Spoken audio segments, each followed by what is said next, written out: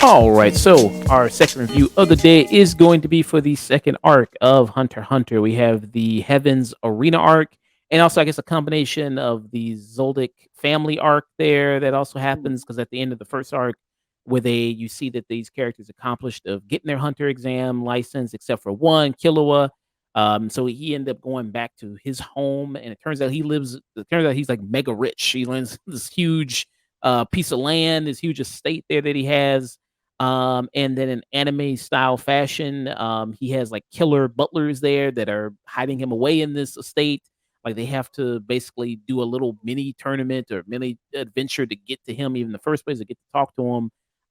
His butlers and other servants are, stopping his friends Gon and Lanero and Karipika from stopping them from basically just seeing their friend. Something that would just be very easy, knocking on the door, ringing the doorbell. It's just like, hey, what's up? What happened to you? No, they have to fight different various people in order to get there, do all these different tests to do it. Um, but they eventually find him. They eventually get him out of there. And that basically sets off the new part of the arc, which is the Heavens Arena arc, which is the bulk of kind of what happens here in the second part, where you see that Gon and Killua basically apply for this tournament. And during this tournament, it's basically a chance for them to train, get stronger, get better. And then also we learn about the existence of something called Nin, as well as also the variations of this Tin, Rin. There was also the other one. Do you remember the other one? What it's called? Mm, I don't remember the fourth one. Okay. But there was another style there as well that's kind of brought in here. And these characters kind of learning how to master that. You see that other characters that they fought against have mastered Nin, Hisoka, for example, who's the clown there. He's very much mastered Nin and he's very much an expert, and that's why he is so powerful. And he's treated so far as like the big antagonist of the series, the bar in which these characters are trying to meet. Especially Gon is so yeah, and you see that, they're trying to learn Killua much like an anime fashion, shonen fashion, training, getting stronger, learning new abilities, and person teaching them this new ability is Mr. Wing, who they meet in the midst of this tournament here. He also has an apprentice called Zushi as well, who also has some kind of knowledge about Nin as well. And this is one of the shorter arc of the series. It's only about 10 episodes, really there. So very, very short arc. But like I said, mainly with this arc, you're just learning about Nin, and them kind of learning how to master that eventually in their travels. So it's mostly just focused on Gon and also Killua. Lanero, he went off, he's studying to become a doctor. That's the whole reason he got the hunter license in the first place, was because he just wanted to pay for school. And then also Karipika, we see a little bit of him. And him, they said they do a brief thing where he's also learning Nin as well with another master. But yeah, so it's just mainly just focused on those two though. What are Say your Leario having to deal with his student loans might be the most relatable thing of the show. Yeah, that's very true. I mean, he's like, hey man, I did my thing. Like this is the whole reason I got this in the first place. Now I'm gonna go study. Turns out even in a fantasy magic land, it's still crushing debt. That's always good to know there. But what were your thoughts there on the second arc here of Hunter x Hunter? Dealing with Well, like so this is the shortest one overall. And to me, in a lot of ways, it feels like very much an extension of that first arc. They're at a tournament rather than doing tests to get this license, but to me it feels very much like an extension of a training arc. Like they're introducing the whole power system here, and I feel like that's to me that still kind of feels almost like prologue type material. um Not that you can't do that throughout a story and expand on it, but it does feel like we're just kind of still setting up some of the basic mechanics of the world, if that makes sense. Like just kind of just getting into like really simple setup stuff still. Yeah. And you see the concept of this, so it's like you work your way up. You can go to the highest floor, which is like the 200th floor, where you meet more stronger fighters. Every time you win, I think there's some cash prize there that you win if you do get up there. And you see that they're basically the first rounds. I mean, they're just knocking through everybody pretty quickly. I mean, they don't even really have to do that much. And then once you get up higher, it's more difficulty. You have people who are like called the floor masters, who like if you beat somebody, you own basically a whole floor to yourself there in this like hotel style type arena there. And we see that we mentioned Takahashi, who is the creator of this, who also has done Yu Yu Hakusho, who did one of the best tournament arc ever in Dark with the Dark tournament there. Um, wasn't as exciting. I don't think it's something like that. Like you say, I think it's just mainly just training and just the knowledge of Nin and how they can master that, which I think they master it, astonishingly quickly because they have to do a thing where they can't even get you use this floor because Hisoka is blocking them from doing that using his nin, so they have to learn how to counter that in by the course of midnight, basically. And you see when they look at the clock, it's like 8 p.m. So they have to do it within 3 hours. They have to learn this technique, and they end up, of course, they ended up doing that. That feels a little cheap. I think. What'd you kind of feel about that? Oh yeah, no, I totally agree. It doesn't feel really like there's that much of a triumph in the progression. Like it just kind of happens. And I mean, I think that's part of part of that. I think comes from the fact that it does feel like even though we're on to the second story arc here, it still feels like we're setting up like we're at the very beginning. Not I'm not trying to tell anybody how to write their story, but I feel like this could have been introduced in the Hunter exam maybe somewhere. Considering I think there's a lot of fluff there. I think it's kind of the same thing here. I think we're still doing a lot of fluff. There's not really that much going on outside of just, hey, learn this power quick, go up a floor, have another fight. It's I don't know. I feel like it still feels like the start to me. Yeah. And the fights themselves, how'd you feel about that? The actual fights themselves when you're doing Pretty forgettable for the most part, to be honest. I'm not super impressed by any of these action scenes. Um, they're kind of like they're animated well, like in terms of clearly work was put into them. I just don't think that the mechanics and the abilities of the characters, or even the designs of the characters fighting each other, I just don't think are all that interesting looking. that? You didn't like Licorice Bulldozer, whips. huh? Said licorice whips. Licorice Whips, yeah.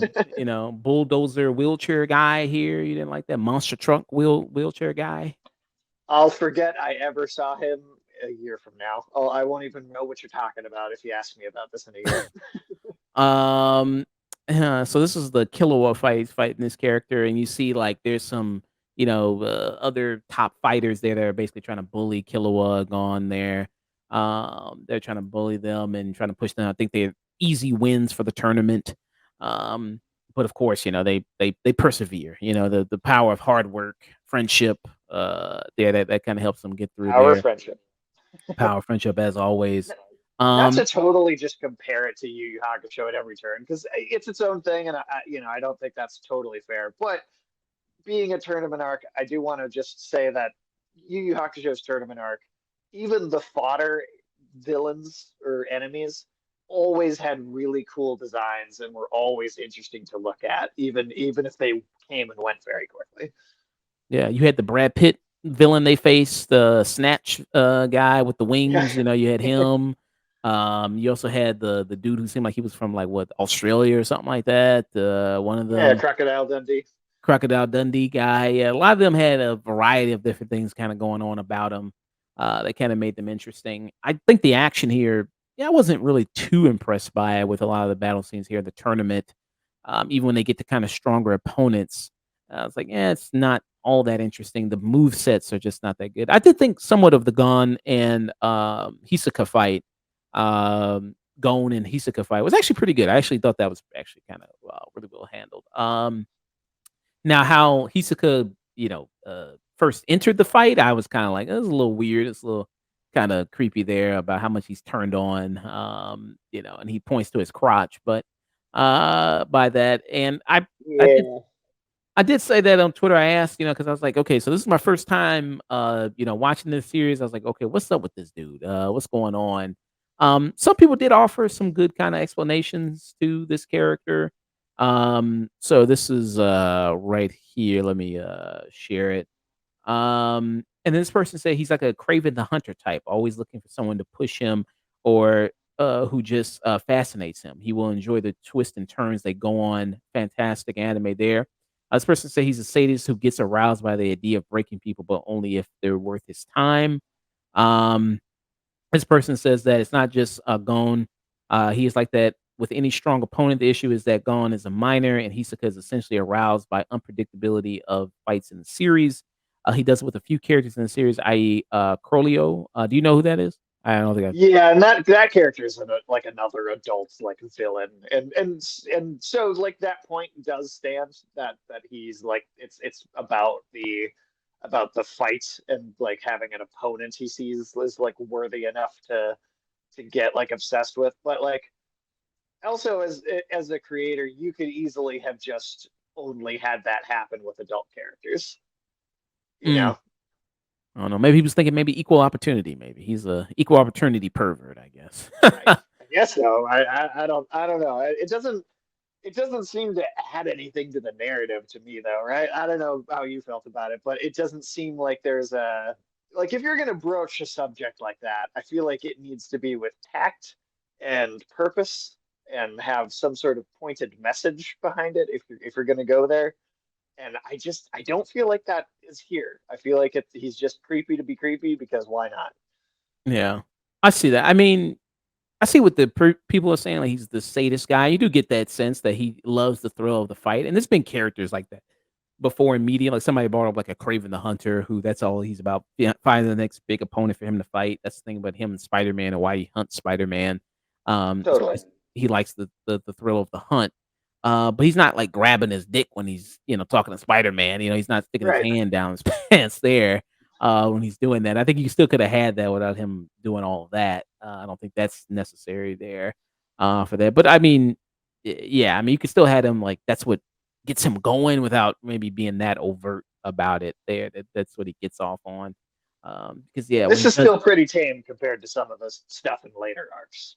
yeah, I say, yeah, you've told me it gets maybe a little worse as time goes on there, with these later arcs. Um, and then, the concept of the nin of, like basically, I was talking to Mike Hedgewood about it, who he's seen the series. I asked him if it's kinda like hockey from One Piece. He said it's more like cursed energy from Jujutsu Kaisen there. What do you think about the nin and their explanation of it? I can see the similarity there for sure. To be honest, it comes across as a little generic to me. I mean, it's explained well in terms of it has mechanics, but I also think again, it's it comes back to where I find a lot of the show kind of tedious to actually sit and watch. But I feel like they spend so much time explaining the rules that I end up feeling like I'm sitting in a classroom listening to someone just drone on and on about how this works. And I'm like, you know, you could just show me in practice. I mean, that's one thing I appreciate about Jujutsu Kaisen, even though I do have a criticism of Jujutsu Kaisen, where I think sometimes the exposition in that show is a little much. But at least it usually is being surrounded by a fight. So they'll explain it and then they'll show it in practice. And then if they'll go back to an explanation, but they'll show it in practice. Whereas here, we get it shown in practice too, but only after like what at least to me felt like multiple episodes of just sitting and talking about it. Yeah. So this is a little bit of explanation here of the nin abilities. 10. The ability to envelop your body in a shroud of Nen aura, making it tougher and slowing the effects of aging. Zets, a technique which shuts off Oh, your flow Zets. I of think Nen that was the aura, other one I effective forgot. for concealing your presence and recovering from fatigue. Ren, a technique for creating an especially strong Nen aura. It is crucial for increasing your power. Hatsu, the release of your Nen aura after using Ren to boost it. These four. Yeah. So you have those. So Hotsko, and then Zutsko, I think Zootsie there. of, I probably fucked that up, but anyway, um, but you do have that. So those are the abilities that they kinda have of these variations of these powers here that they kinda implement there to make them kinda stronger, and it's kinda they also explain it a little bit like the Force, I guess, like, everybody has it within them, well, before the midichlorians thing, but before, you know Right. what I mean, everybody had it within them and everybody can utilize it, and then it depends, you know what I mean, if how you utilize it, you know, some people are better than others naturally. That's what leads people, they say, to be geniuses and super athletes and, you know, major famous people or, you know, important figures there. So it leads people to do that. Yeah, I mean, it's very similar. I mean, this manga, I mean, he wrote this back in the 90s that he did this. So it's, you know, very early on before, you know, something like Jujutsu Kaisen there. So yeah, he was yeah, did that. But you know, there's always also been something like also the, you know, so what Super Saiyans do as well of that inner kind of key that chi, that type of spirit that you can summon and do that as well, and something like Dragon Ball Z as well. Or Um even the spirit energy in Yu Yu Hakusho. yeah, spirit energy as well. You also had that. Um Maybe in more so as the series is going on, we see more advanced uses of it. Maybe it can be implemented very cool, and then we can see that. I mean, you've seen the series there, so maybe we're going to get into some really interesting things there as far as what characters can do with these abilities, and see Maybe. that. After this, you have the York New City arc and Greed Island arc. There, the other kind of arcs there of this show. I think after this, it's pretty much a bigger number of episodes after this one Yeah, they there. start to get a little longer again after this Yeah. one. This is the Uh, shortest, or I guess if you count the family arc right before it, that one's like for sure the shortest. But this definitely comes in at the you also have the second place. 13th Hunter Chairman election arc. That's 12 episodes. Uh, Yeah, that's the last one. That's like at the very end of the show, or at yeah. least of what's happening right now. Yeah, so you have to get you have to get through all the way through that then. Um, yeah. So, yeah, That's what what is would make the show more exciting, voting. so what is some of your thoughts on the Zoldyck family arc and the Haven's Arena arc there? The family arc is, I was starting to think, hey, maybe this will start to get a little more interesting. I thought so what's that? 5 episodes, six Yep. episodes, It's something like like that. five episodes. Five. That's a spot where I thought maybe this will start to get a little bit more interesting. Killua to me is more interesting than Gon, maybe not by a lot, but at least a little bit. The background of his family and I mean, one detail I thought was, one thing I did think was a little interesting was that, he'd already been to this Heaven's Arena place before. His family had sent him there when he was like 6 years old. It was like, don't come, you can't, you're not even allowed to come home until you get 200 floors in. So they go into that where he's had some experience. And I thought the whole family of assassins in this mountain, and you know, there being a question about Killua's morality and whether it's coming from him or from his family, and whether that's a product of abuse or if there's something innate about him that's like that. And that's interesting. I thought there was potential there. Unfortunately, that really only lasted those 5 episodes. That arc is, and then we get into this tournament arc, and I really felt like it was kind of like just going right back into a training arc for me, where I just felt it was boring more than anything. I it was not something that instilled an overwhelmingly negative feeling in me. It was just kind of there. I was just kind of watching it happen, but I still just don't feel gripped or tethered to what's happening on screen really in any real way. Mm. I did like, I think the family stuff is pretty good. I like the whole, you know, butlers that he has. It kinda reminded me of, like, those butler, in Black Lagoon, like that person had. Like, he's got the killer butler there. It kinda reminded me a little bit of that. You know, these people who are expertly trained, to protect them. Like, I guess you have to if you're training a family full of assassins there. So I thought that was kinda interesting. When it gets to the arena arc there, um them kinda learning this new ability of Nin and this kind of something adding to the world, I did appreciate, and then the systems of it, the different levels of it. I think, you know, it's this classic anime stuff of how they're gonna get more stronger, more powerful. Because most of this is about them just even learning for the experience. I mean, they know they're not even gonna win it, but it's just more for the experience for them to get better at this, um, and move on. And the relationship between Killua and between Gon is good. I think it's a good relationship there. They seem to be. I don't know if they're the most closest out of anybody there throughout the series, like compared to Kurapika. I'd say they're probably the main two across the whole thing. Okay, yeah.